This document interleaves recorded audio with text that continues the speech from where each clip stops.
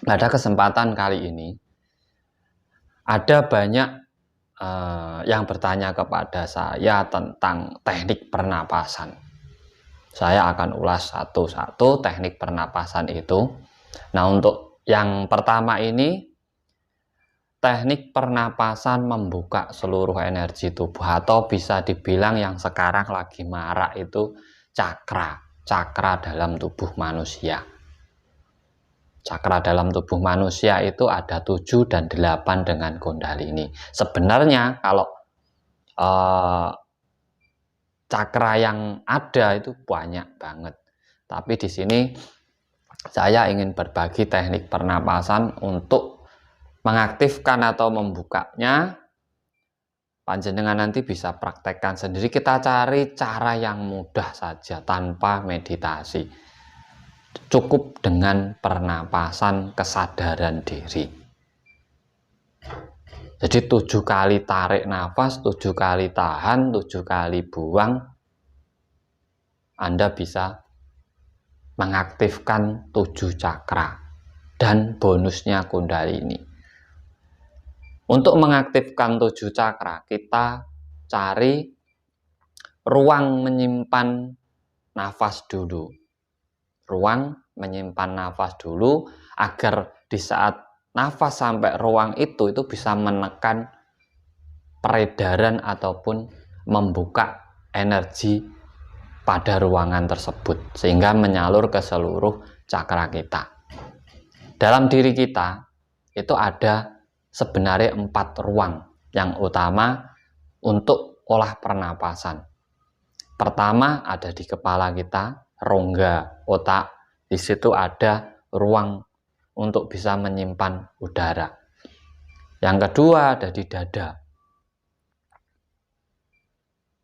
Yang ketiga ada di perut.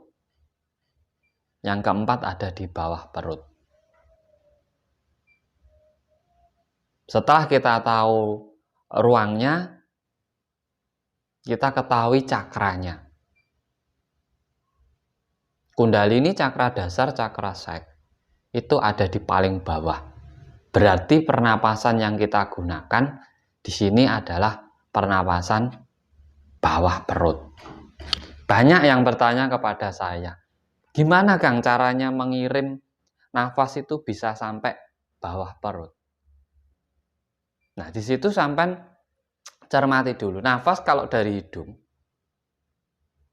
sampai langsung kirim ke dada, ini bisa sampai turunkan lagi ke perut. Nah, di saat di perut, sampai sangat tahan di sini. Lepas lagi ke bawahnya, tekan. Jadi tarik halus. Otak memerintah kita untuk nurun ke bawah. Dek, dada, perut. Waktu di bawah perut, dek, tekan. Semampu jenengan. Sampai rongga di bawah perut ini terisi oleh angin. Di situ gunanya selain sirkulasi dan akhirnya nanti energi yang negatif keluar, di situ juga menekan seluruh sistem saraf ataupun peredaran darah kita di situ. Nah, di saat sudah sampai menekan, sampai keluarkan pertama lewat mulut dulu. Ini untuk membuang energi negatifnya. Lakukan sekali lagi. Turunkan. Tekan bawah perut. Tahan dulu. Nah, ini baru mendorong sistem saraf, sistem energi agar yang tersumbat itu mengalir. Nah, untuk mengaktifkan energinya, yang kedua ini sampai buang lewat hidung. Jadi di situ mengganti energi murni. Energi yang kita hirup dari hidung ini sebenarnya kan energi dari alam. Energi dari alam. Makanya kalau udara di alam itu tidak baik, kita menghirupnya pun juga tidak baik. Makanya untuk cepat membuka cakra itu baiknya di hutan atau di tempat-tempat yang udaranya itu masih segar. Makanya bisa dilakukan malam hari itu kan aktivitas sedikit. Nah, kedua setelah ini tadi kan fungsinya untuk dasar, sek dan kundalini.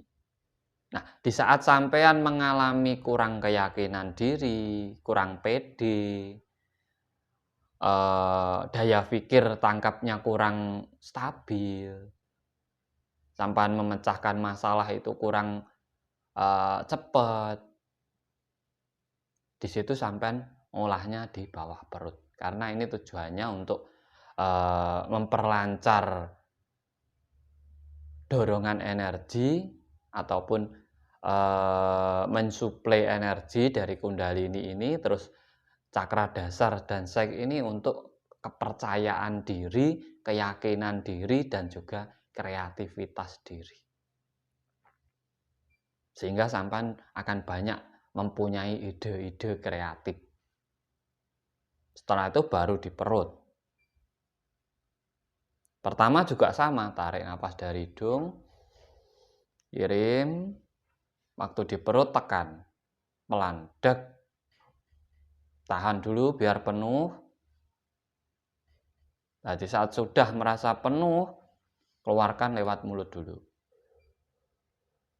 Ini juga untuk membuang energi negatifnya. Yang kedua, tarik lagi halus, tekan lagi di perut,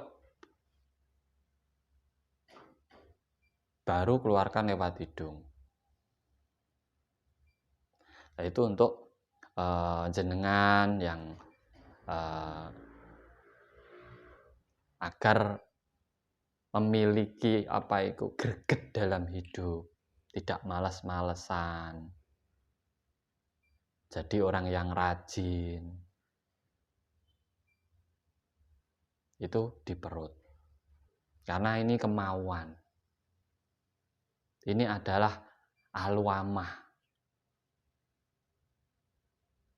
Jadi sampai yang nggak punya cita-cita, nggak punya tujuan dalam hidup jenengan itu, sampai sering-sering melakukan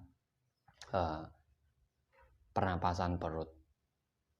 Selain cakra perut, cakra pusar terbuka, itu sangat bagus untuk kesehatan jenengan.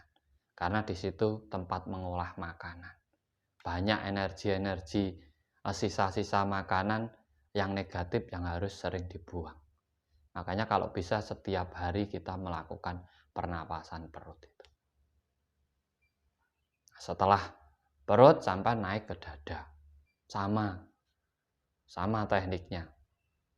Tarik, simpen dada. Ini lebih enak kalau dada. Biar penuh, setelah penuh buang dari mulut. Membersihkan energi negatif. Tidak hanya sekali, sampean bisa melakukan itu 3 kali.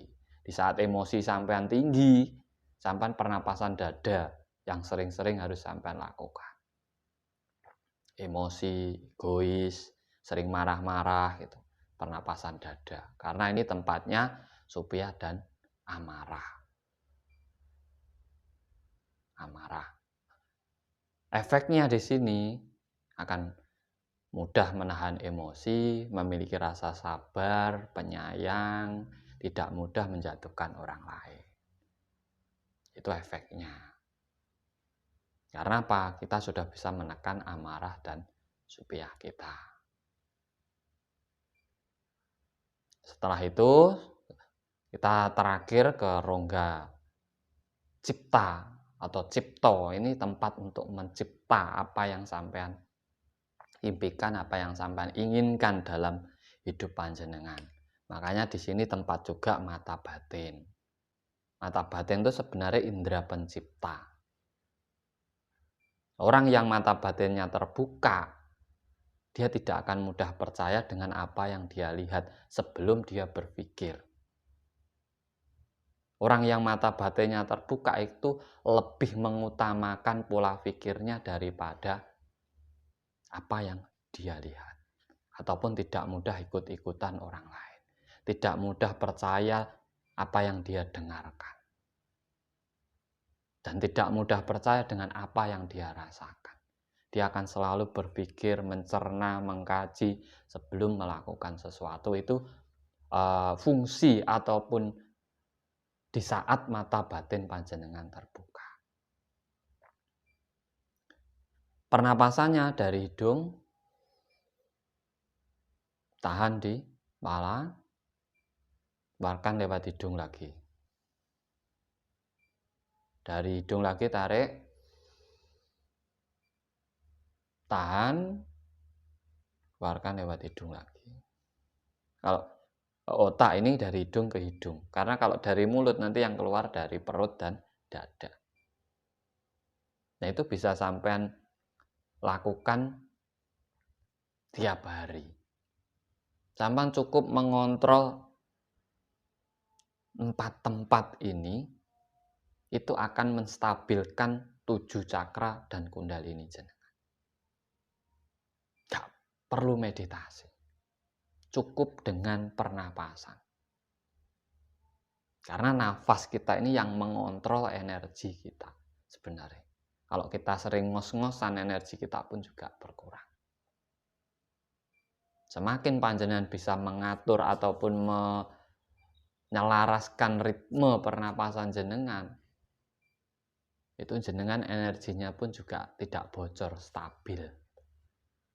Makanya sangat penting. Kuasai diri panjenengan sendiri. Nafas membawa kita ke dalam kesadaran diri yang luar biasa. Nafas membuat kita sadar bahwa kita masih hidup. Nafas membuat kita sadar bahwa dalam hidup kita masih memiliki banyak tujuan, banyak impian yang harus kita selesaikan. Dan dengan nafas kita bisa mensinergikan peredaran-peredaran darah atau apa yang ada dalam tubuh kita. Tetapi jangan hanya fokus di nafas, karena nafas ini bisa keluar masuk dalam tubuh panjenengan itu dari perintah pikiran panjenengan. Alat nafas kita akhirnya membuahkan rasa, tetapi kembalilah ke pola pikir yang benar. Semua dalam tubuh panjenengan bisa sampai kuasai, bisa sampai selaraskan, bisa sampai aktifkan, bisa sampai buka, di saat sampai bisa kembali ke pola pikir yang benar, ataupun kembali menggunakan kekuatan pikiran panjenengan. Jadi jangan hanya mengikuti rasa. Budayakan berpikir sebelum merasakan sesuatu. Karena rasa ini adalah hasil akhir dari apa yang kita ciptakan. Jadi difikirkan, diresapi, dipahami, dijalankan. Kalau sudah mendapatkan hasil, entah itu baik atau buruk, baru dirasakan.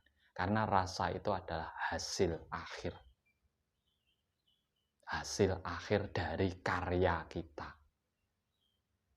Maka tugas kita yang pertama itu sebenarnya berkarya.